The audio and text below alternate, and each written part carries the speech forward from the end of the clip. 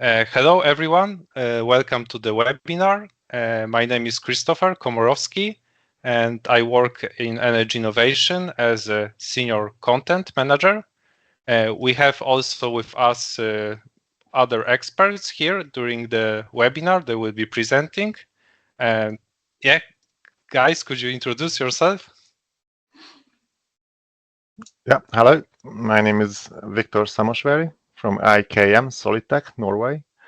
I'm dealing with blades, wind turbine blades in the last bit more than 10 years, coming from wind turbine technician background, mostly European area.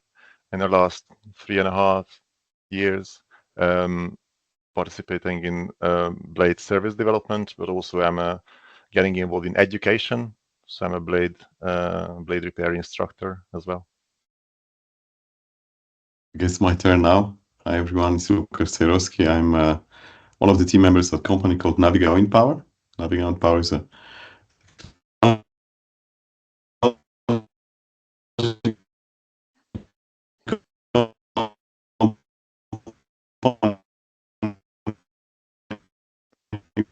which was primarily focusing on the wind turbine blades, design, manufacturing, operations as well. And sorry, Lucas, I think you need to repeat because there was some lagging. I'm not sure if it was only on my computer. Mine too. Yeah, good. So if you could repeat. I'll try to do it as accurate as I did first time. So, hi everyone, my name is Viktor Szamosvari. I'm part of Naviga Wind Power. Naviga Wind Power is a technology company developing solutions for wind power. Myself started in wind power in 2006, so it's 18 years, primarily focusing on wind turbine blades and wind turbines and blades development, manufacturing, operations. And I look forward to having a good talk today. Great, thank you very much. Just to mention that the meeting is recorded and you can ask the questions. However, the question session will be at the end of the presentations. I will just start with sharing my screen.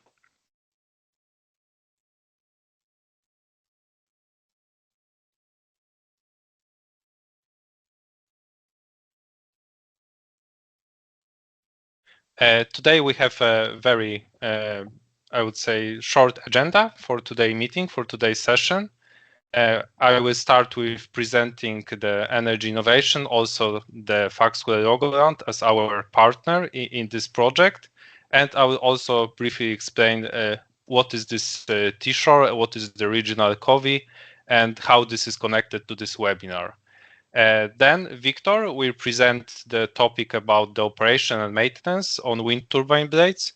And Lucas after will present the R&D for operation and maintenance, and we will end with a Q&A session. Just a small introduction. The company, Energy Innovation, is the wind industry company from Norway, from south part of Norway. The training center of the Energy Innovation is located around 100 kilometers from Stavanger to the south, between the Kristiansand and the Stavanger. And Energy Innovation, I would say, is the combination of the wind education training center, also with the R&D initiatives and the connection with the industry. So it runs a little bit into the triple helix model, when the R&D industry and the education is being connected with the shared transfer of the knowledge, technology, and the skills and the competences. You can see below the overview of the training center, Energy Innovation use. So on the left is the training tower, and on the right is the office with the workshops. We are not owning the whole office. We need to share, but for now it's okay. What Energy Innovation delivers? It delivers and offer the GWO courses, the almost all of the portfolio from the GWO courses. So the HSE courses, HSE trainings, both for onshore and offshore, also providing the courses on site for the clients. It also offers the technical education for wind technician, the whole program, the whole commercial program, which this and the previous year was also run for the unemployment people in Norway. The part of the technical courses, the GWO technical courses, but also the own technical education courses, and also the other courses needed for the industry, other HSE courses. And the whole idea for energy innovation is to run the global franchising model. So there is one center in Norway, the main one, the headquarter, and then there is also a center in US, in Louisiana, established with the Nunes Community College. Also one in Sweden with Bifrost Academy, and in Poland with Intermarine in Gdynia. And energy innovation is right now also discussing new locations with new partners. As I mentioned, beside the education part, energy innovation also runs the R&D project and support R&D activities. And one of this activity is the T-shirt project, which we run which webinar is run on it. But just also to mention that this energy hub, when energy innovation is located, there are also other companies from the wind industry, and the idea is to gather the development in one place. So beside energy innovation, there is also another educational institutes like Dalarne Videregående Skole and the Fagskolen Rogaland. This is the polytechnical education from Norway, and they're also collaborating with energy innovation in the T-shore project. So the T-shore project is the European Erasmus Plus project, started in 2022, and it will be lasting for 4 years to 2026. The idea is to harmonize the skills, education, the learning methods in the between the project partners from 5 countries. And these 5 countries are, you can see here, there are the Norway, the Ireland, Denmark, Netherlands, and the Belgium. And in each of the country, there is more than one partners, mainly the educational institute, but also the industrial partner. One of the goals of the T-shore, beside the harmonize of the education, is to develop the Center of Vocational Excellence, the local Center of Vocational Excellence. Each country has that mission to gather the industry together to create a network, just to share the knowledge from industry to education and on the other side. And also in Norway, together with the Fagskolen Rogaland, Energy Innovation established the CoVE Norway. And this is the current situation of our partners. General approach is to have partners from education, from the public education, from the supply chain and R&D support, and also some bigger companies, OEMs, and bigger operators. And we have also the supporting organization like Wind Europe and Norwegian Offshore Wind, which support this initiative of collaboration. One of the CoVE activities. Yeah, I also mentioned that IKM SolidTech and Naviga is also part of this CoVE Norway. One of these initiatives of the CoVE is to run the webinars each month. The webinars are mostly about the education and training needed for the offshore wind.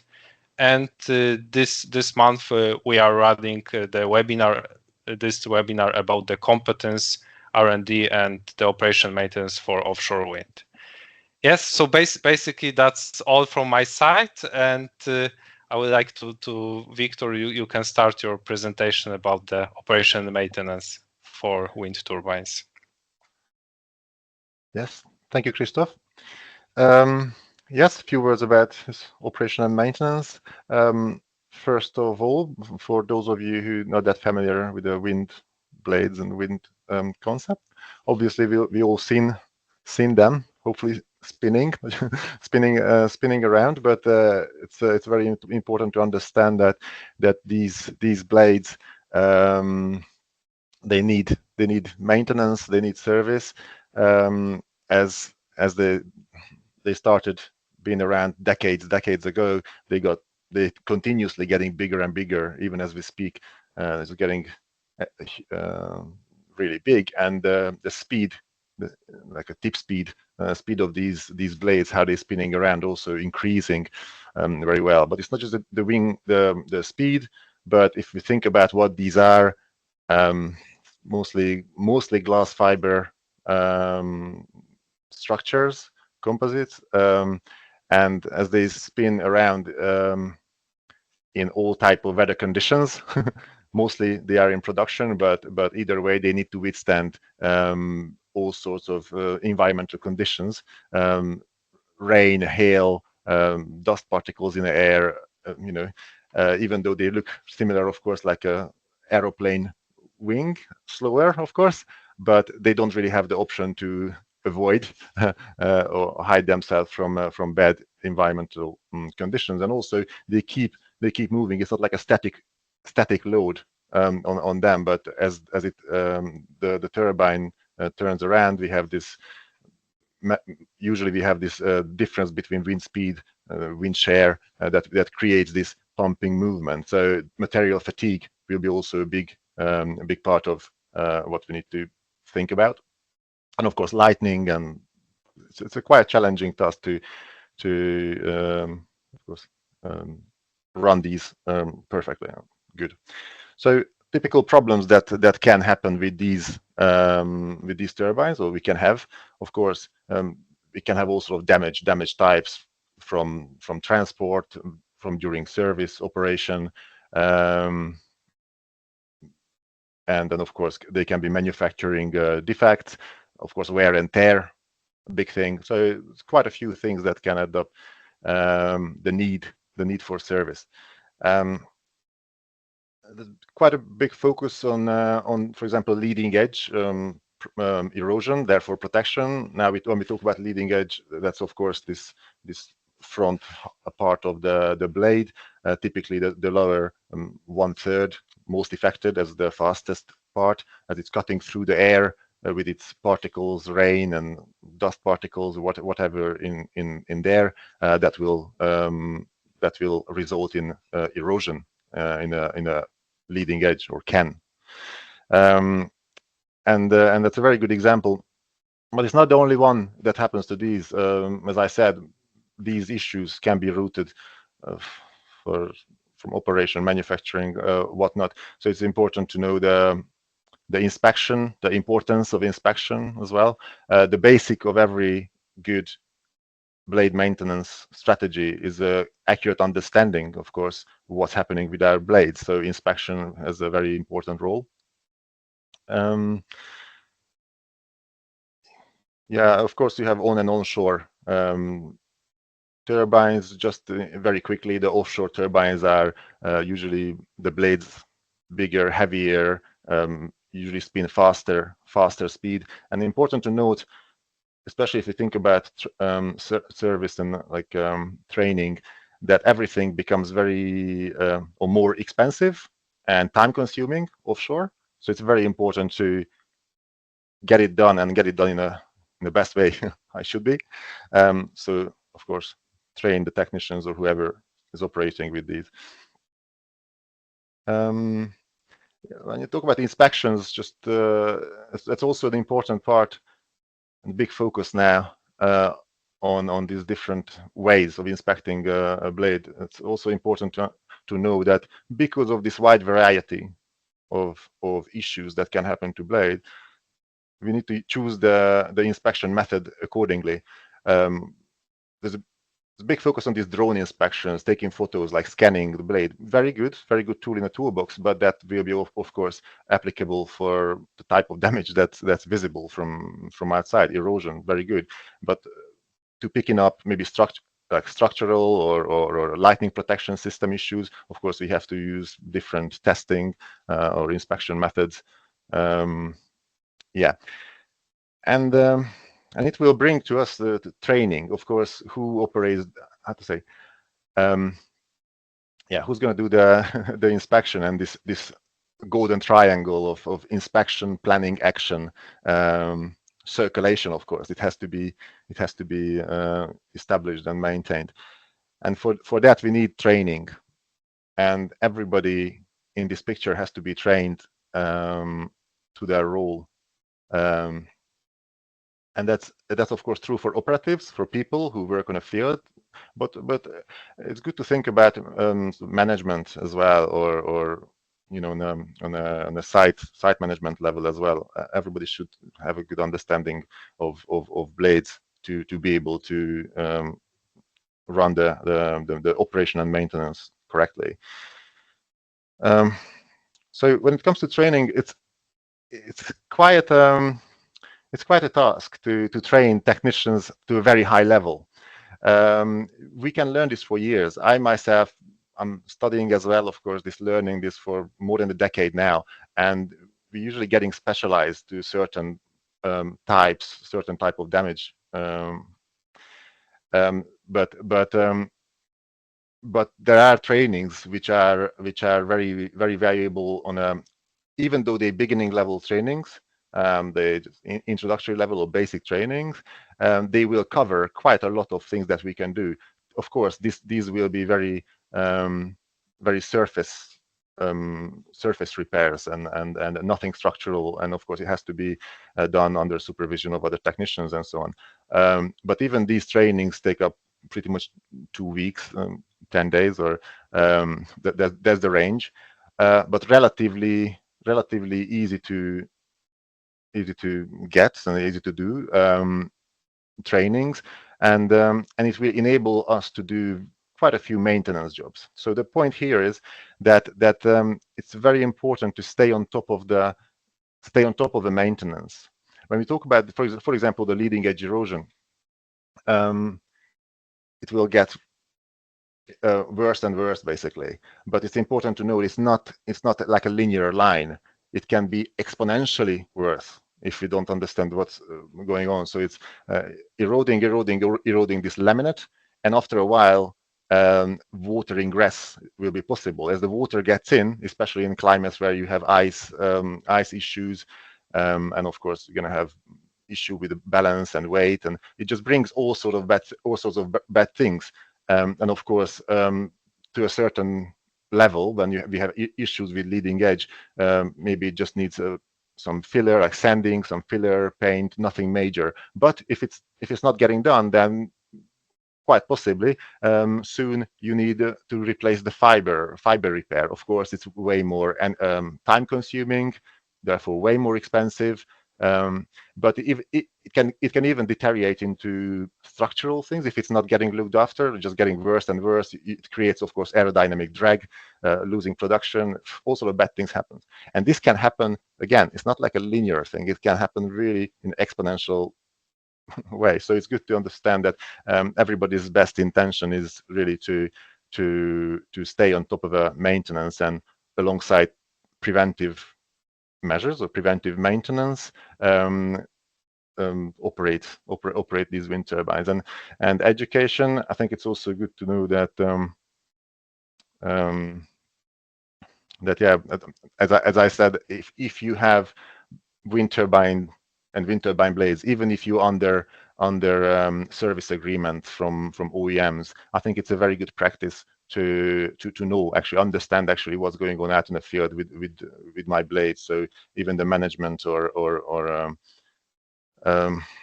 yeah, the people who look after these farms should really understand, even though they are under guarantee cover.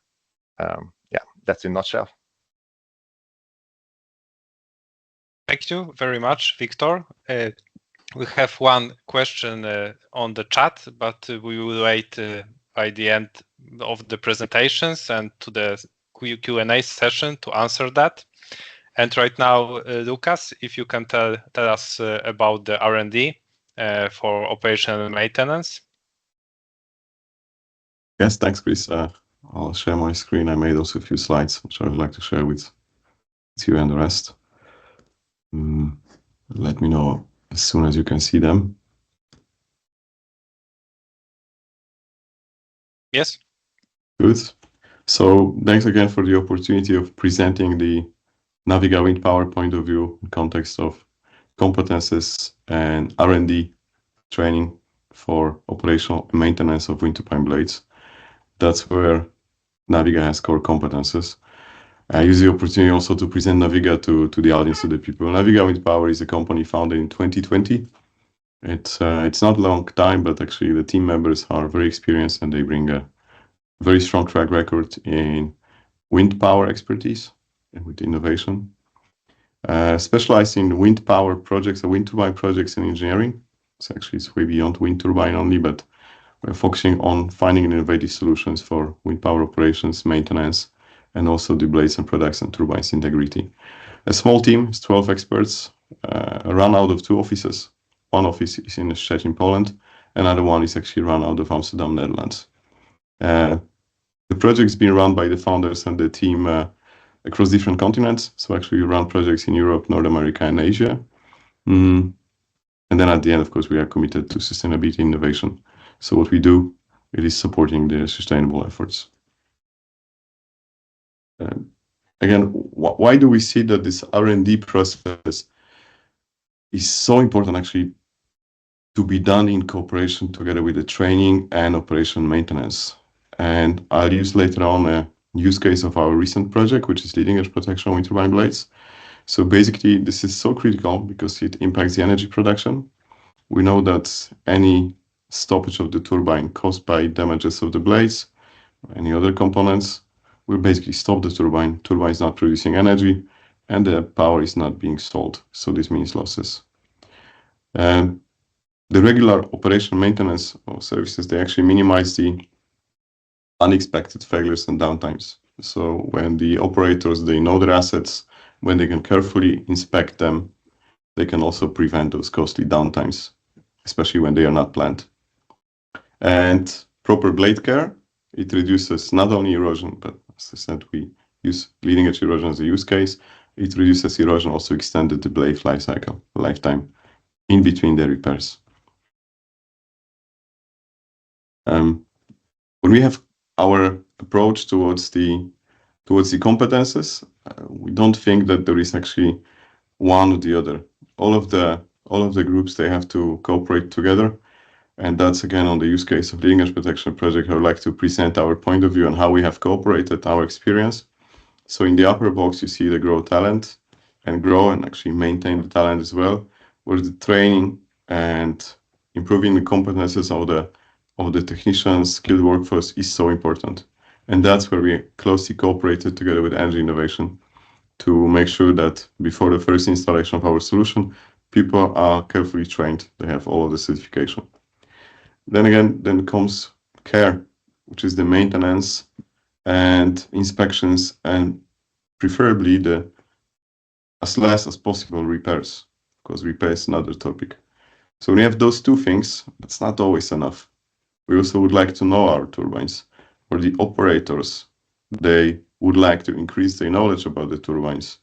That's why we have a SCADA system, data collection, and we analyze issues. Again, for the leading edge protection project, what we've done, we've analyzed power production by the active power production by the turbine before and after. I'll explain that a bit later.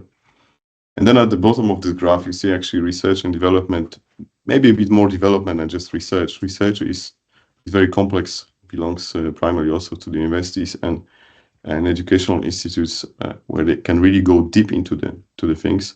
We're focusing very much on the development of the new solutions, the bit of touch on research, primarily in engineering. And we could see that those 4 components cooperated properly and focusing on real operations and maintenance problems combined with this responsible R&D. I like using responsible R&D. I saw also a lot of R&D projects which are not so responsible. So they deliver products which either didn't work or run over the budget. So when the OEM is run together with responsible R&D, we see that we can actually create solutions which solve those 3 problems. Maybe a bit words on the pictures. The picture here is the energy innovation from Norway.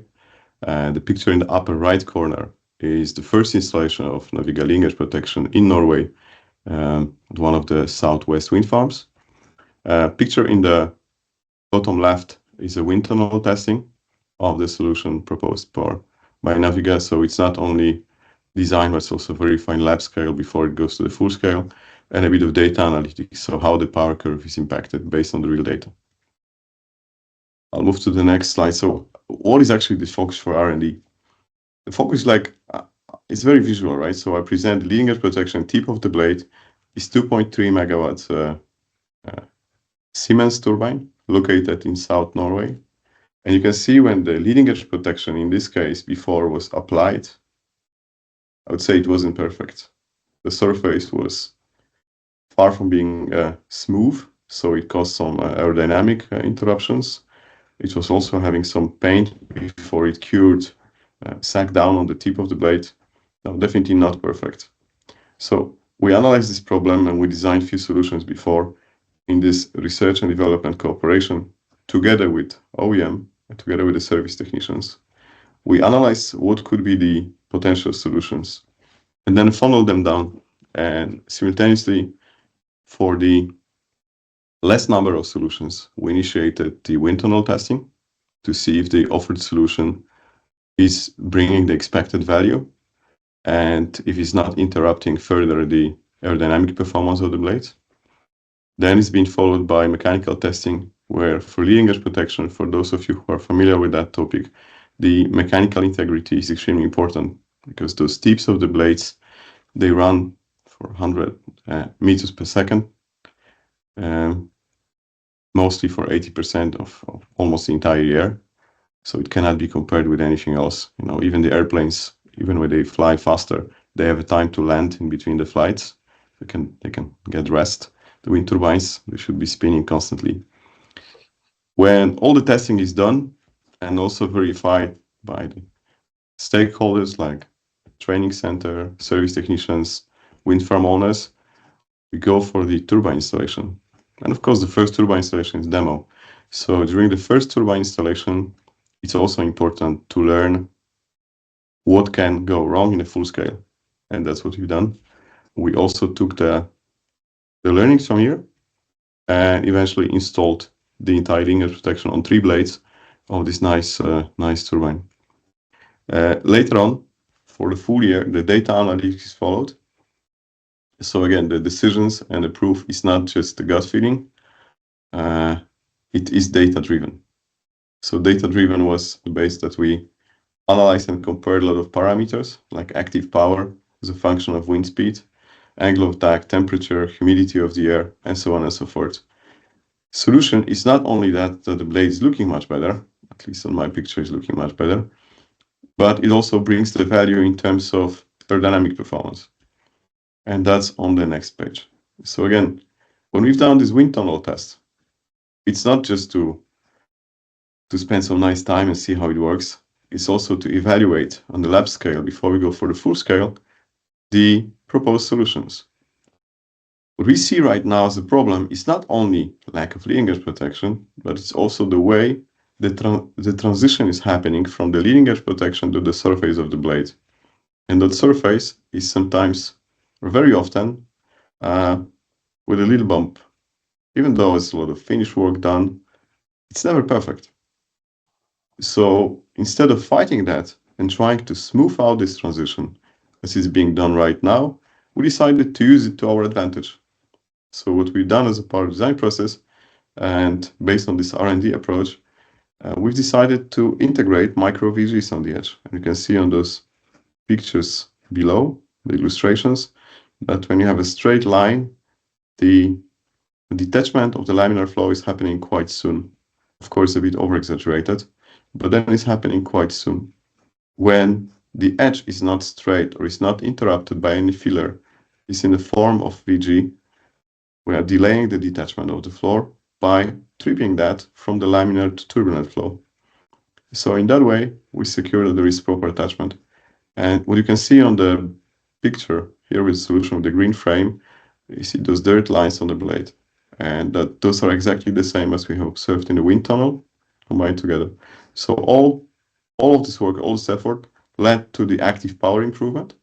And active power is not annual energy production, it's a power curve improvement. So the power curve was improved by up to 5% for different wind speeds, actually 3.2 for slightly above 5 meter per second, for 10 meter per second 5.4, and 4% for above.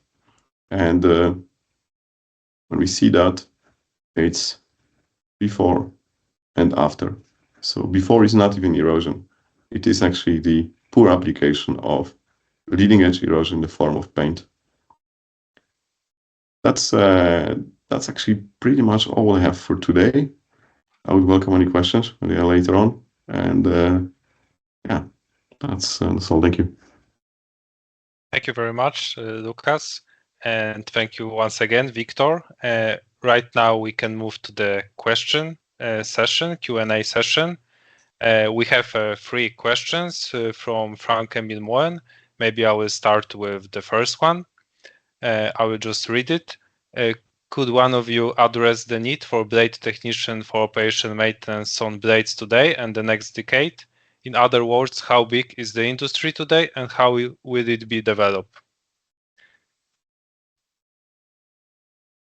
Lucas? I can say more maybe about production, but Viktor, if you start with service side, then yeah. Okay. When it comes to these numbers, these growing numbers, just in light of the fact that we had because of the COVID situation, many jobs were just delayed, and then there was this badly changing geopolitical situation. More and more wind turbines got really manufactured. The manufacturing of wind turbines never been scaled up so with such a big scale than now. I think it's quite easy to see that the numbers are really increasing of these turbines and the turbines that they really need service. So I think it's fair to say that very significantly will increase the need of this, of course, service, therefore the personnel. As mentioned, R&D, like research and development, was mentioned. Of course, automatization is definitely a factor that is developing. So since it's a very labor-intensive, basically a hands-on craftsmanship, many cases this work. They try to develop, or many developments trying to replace this labor with drones or machines, doing all sort of work actually now, not just inspections, but even some smaller, at the moment, smaller works typically on these blades. But still, even together with that, I think it's fair to say that the numbers clearly increasing. We need plenty of technicians and well-trained technicians. Mm-hmm. And maybe connected question to that. What is the minimum of a training and certification needed for working as a blade technician? And you can also explain how is your typical day looks when you work and you have the service to do or inspection to do, and what the things you need to take care of. The service requirement. Technically, the answer is that it always has to be confirmed, whoever the asset owner is and responsible for the service. But as an industry standard, as a good practice, it's a good benchmark to know that GW training certificate is a widely used and accepted ticket. However, it is a basic level, introduction level, a basic level training course. Still very, I would like very comprehensive and quite intense. Typically 2 weeks or 10 days at these trainings. But yeah, GW certificate is a very good baseline from which we can start even going further. But already that training already allows us with supervision or co-working with other experienced technicians, it allows us to start operating. And how a typical day would look, is of course the whole mobilization, the preparation of this work is requires quite capable logistical line. So we have many components to think about. Some of these components, consumables, they have shelf life, so they can expire and so on. So it's very important to we have to be really prepared and not just with this but with procedures and so on. So this must be all in place, and then normally we of course start with a toolbox talk, typically on site, like a safety talk, and then talking through the daily task. Of course, we need to consider the wind conditions and other environmental conditions that affects us. Making sure it's all we all safe. Of course, working at well. We have working at height, we have potentially lifting operations, we have chemical safety to keep in mind. So there is a good reason why the training is very detailed when it comes to safety. So we need to keep all that in mind. So yeah, we have these briefings in the morning, and then going out, let's say we onshore, then we going out to turbines, depending on the size of a team, what the actual scope that we're doing, job, let's say 2, 3, 4 people typically to one turbine, and then we, since we work in weather windows, so if we have a good weather that we really would like to make the most out of it, so then we prepare for long days. And then of course when we have a bit like the conditions are off, it's too windy, too rainy, or whatever makes it it's not possible to work, that's usually when we do more of a, if there is some preparation, that's that, or alternative work.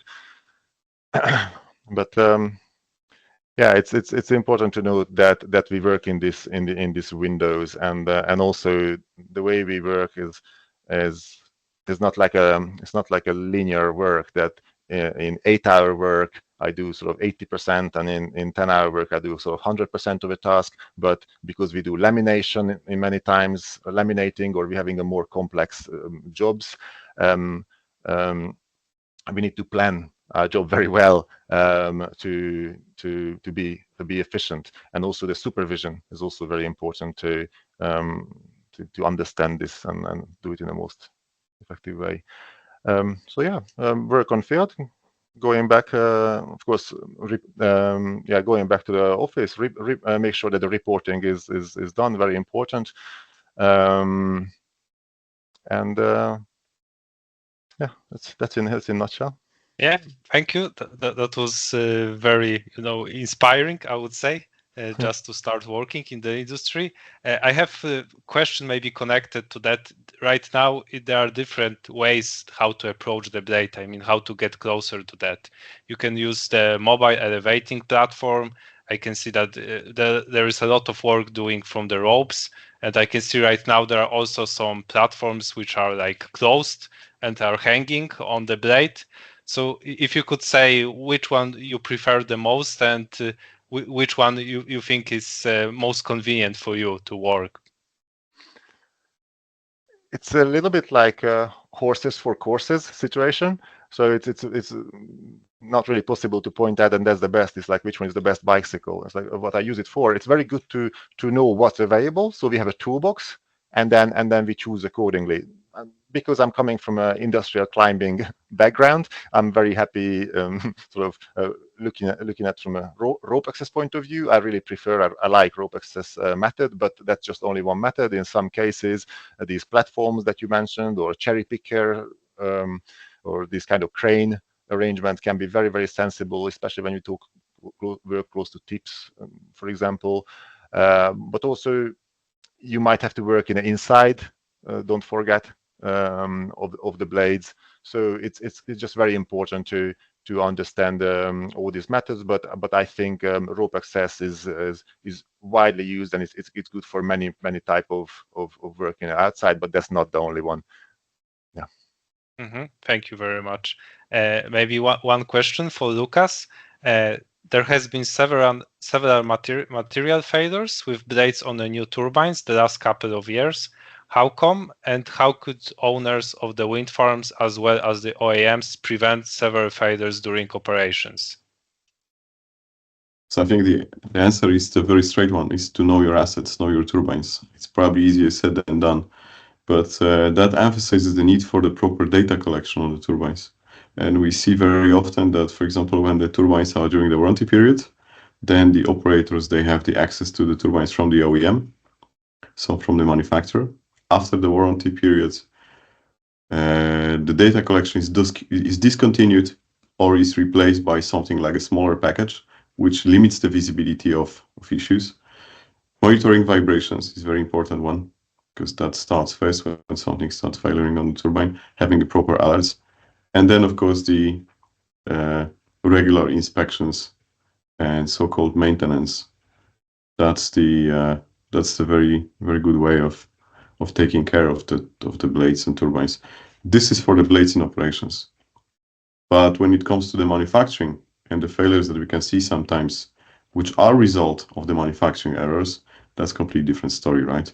That's the production technology, quality assurance, quality control, and so on and so forth. And those things, they have to be in place already before the blades are installed, including the installation process, not only manufacturing. So that would be my answer in two parts, so to say. Thank you. Going back to the operation and maintenance topic, we are talking about the good preventive maintenance. We are talking about doing operation. But if you can tell maybe more insight about the numbers, like amounts and the profit loss of this bad condition of the blades, of not doing the preventive maintenance and high the erosion on the blade. How much wind farm owners are losing the money? That's the question. I have to make a quick calculation on that, but of course we've done a lot. When it comes to the erosion, the different numbers, we could see, for example, that we can improve the active power production by 5%, which directly for that location translated into up to 2% of annual energy production. So 2% of annual energy production is, I'll just do it quickly. For example, if we take the modern 10 megawatt offshore wind turbine, or 15, which have up to 80,000 megawatt hours produced, this one is multiplied by 0.02, which is 2%. That's already 1,600 megawatt hours multiplied by at least 100 euros. That gives you 160,000 euros losses per year, times 25 years of operation. That leads to 4 million euros losses for the entire lifetime of the turbine. So it's very quick return on investment of those new technologies when they have the certain preventive and proven preventive action. It's the same for inspections. It's really worth it to invest in inspections to prevent any failures, because if this is actually the worst case and the blades or any other components of the wind turbine, they cannot be repaired and they have to be replaced, there is a lead time for the replacement components, and that leads to much bigger losses, which is a downtime. But going back to leading edge protection on your leading edge erosion, as the turbines are getting bigger in size, the rotor diameters are getting larger. The tip speeds of those blades is increasing, or the tip speeds are increasing. In collision with the water droplet, they really cause a lot of issues for the operators. And at the end, that's the income or money or profit that is gone.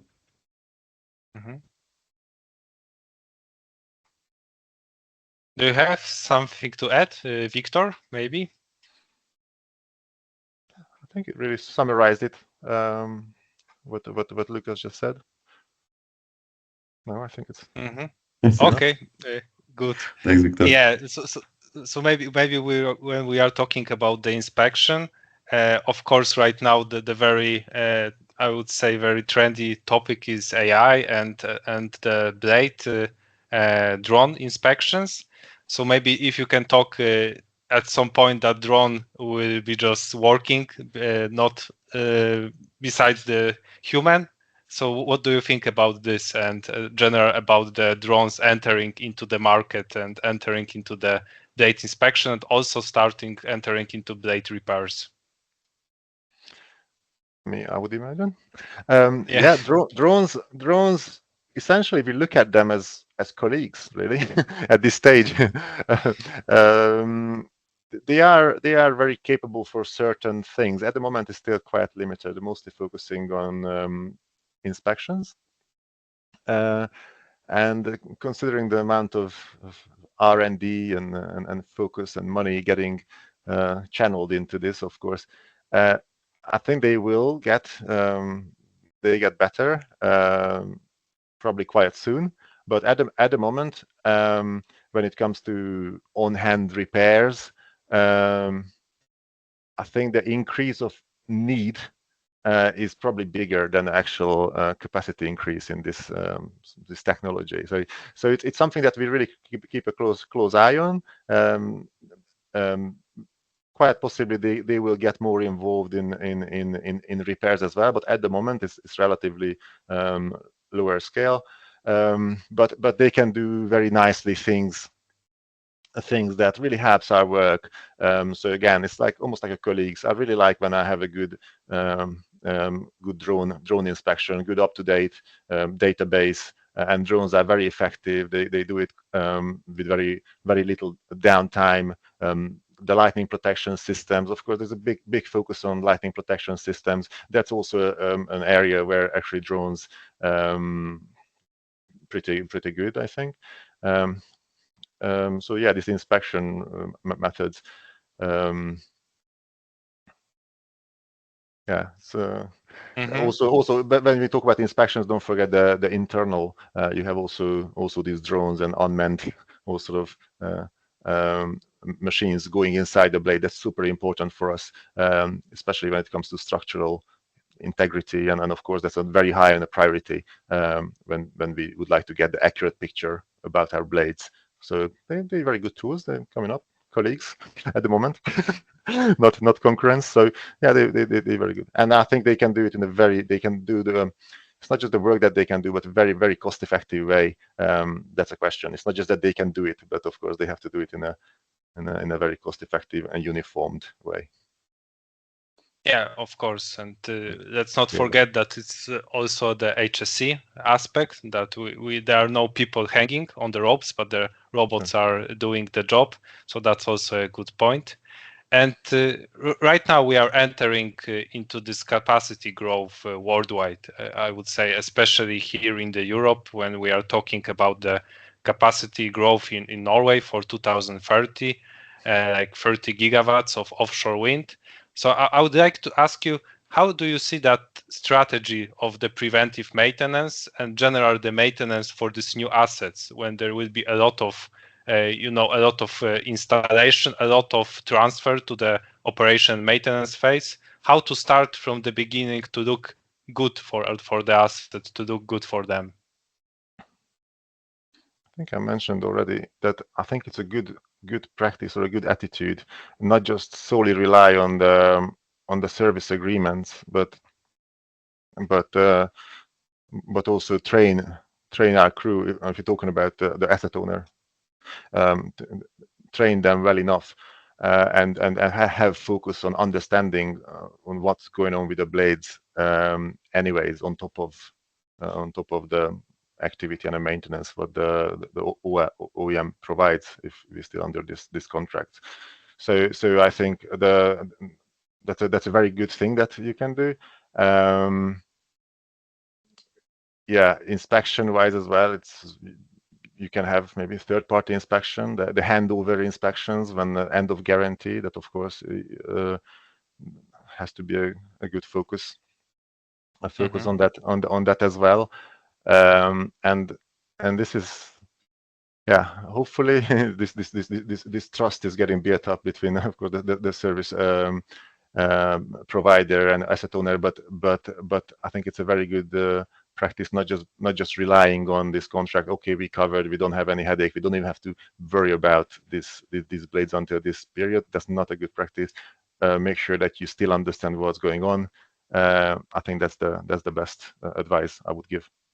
No, absolutely. I think also that going back to the previous question about the automation, when you have to go to the turbine and see something with the technician eyes, I'm sure I see things differently than you, Victor, and like any other people. So there's a bit of hope that when the robots are more deployed, of course, they will not do all of the jobs at the same time already, you know, but when they are specialized, at least there will be some more uniformity in the observation. It's less subjective, that's what I would say. But going back to this preventive maintenance and the other topics, I think data collection, when you have to send people to the turbine because something is wrong and you observe something on the turbine, might be too late. Very often with the data collection, especially with the analysis and proper use of data collection, you can see things to happen way before they collapse.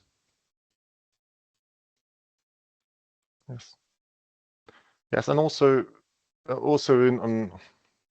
on this note, just train everybody to the degree that they need to know. Sometimes I'm talking about only a briefing, right? Just general awareness.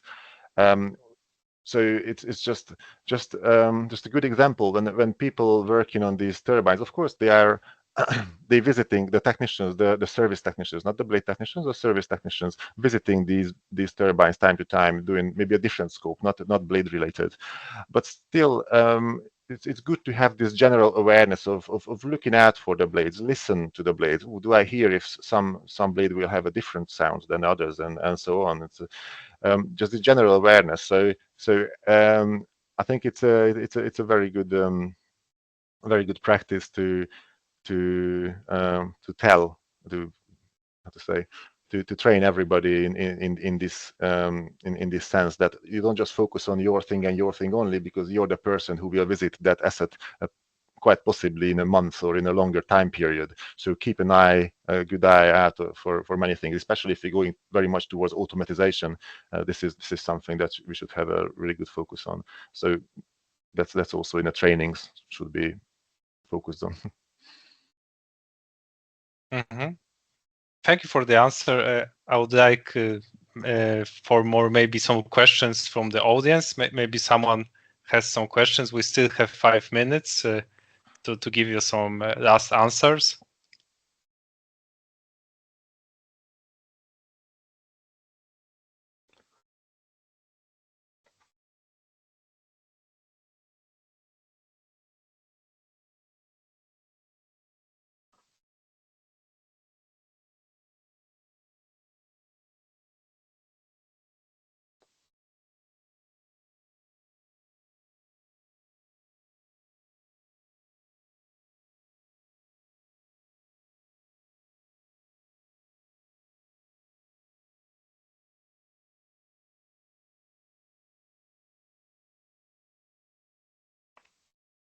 Okay, I think that there are no questions more.